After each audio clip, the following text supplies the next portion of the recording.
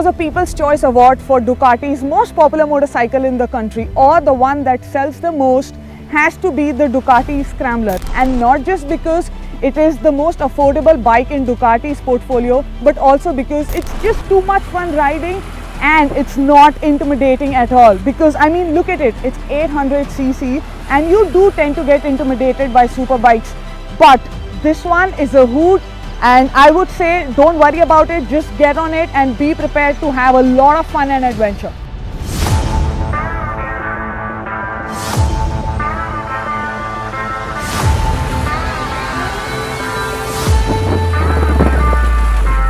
It's got LED DRL in the headlamps. The black cross in the headlight looks pretty neat.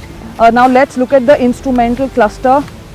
It's pretty basic when compared to other competitive motorcycles, but I guess it is okay because we don't really use all of it. It's got gear ratio, your temperature, tripometer, odometer, time and everything. It's pretty basic, but I think this is all that we need. You can change the settings from this button.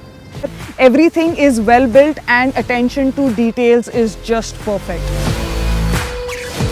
The riding position is extremely easy and rider friendly. The handlebars are wide and upright, which is really good for your city rides and weekend getaways, but not so much for the long rides because the wind is going to blow in your face. The gear shifts are smooth and positive. There's ample torque right from the bottom end of the rev range, and that translates to quick acceleration. The strong mid-range allows you to ride at low speeds in higher gears, which instills confidence, especially for the newbies.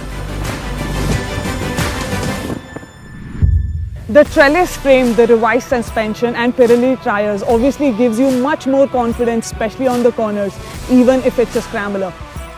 For safety, the bike gets Brembo monoblock calipers, cornering ABS system, which is obviously great for our Indian roads and riders. Also, what is really short on this motorcycle is that when you look at the lower end of the bike, it is really tight. It is really tight. I'm 5'7", so it's not very comfortable for me, but people who are lesser than 5'6", it's going to be a very comfortable ride.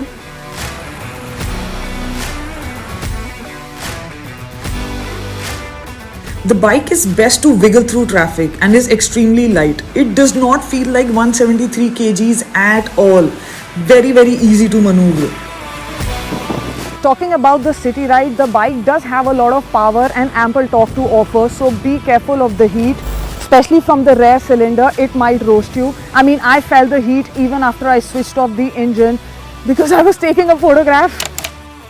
Scrambler's engine is all black engine with brushed fins and is powered by 803cc L-twin air-cooled cylinder, which produces 73 horsepower at 8,250 rpm and 62 Nm torque at 5,750 rpm.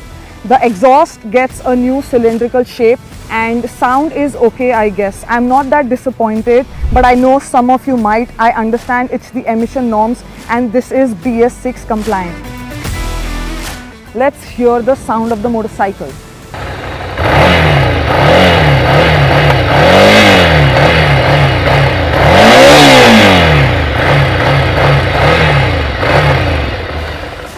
I'm pretty okay with it, but I know that you guys must be disappointed because it's not that horse, but I like it.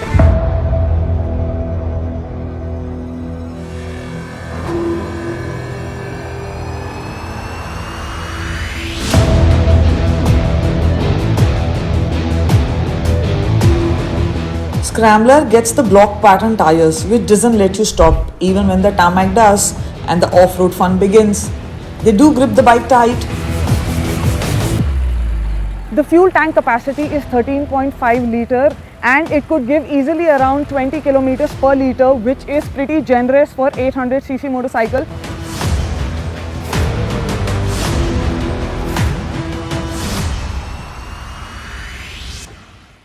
So to sum up, the bike does have certain limitations. It's not as fast and sharp as other motorcycles available in the same segment in the market, but it is so much fun to ride. To make your buying choices easier, I would suggest that you understand what you really want from a motorcycle. It should complement your own riding style and not your friend's style and not what looks super cool in your parking lot.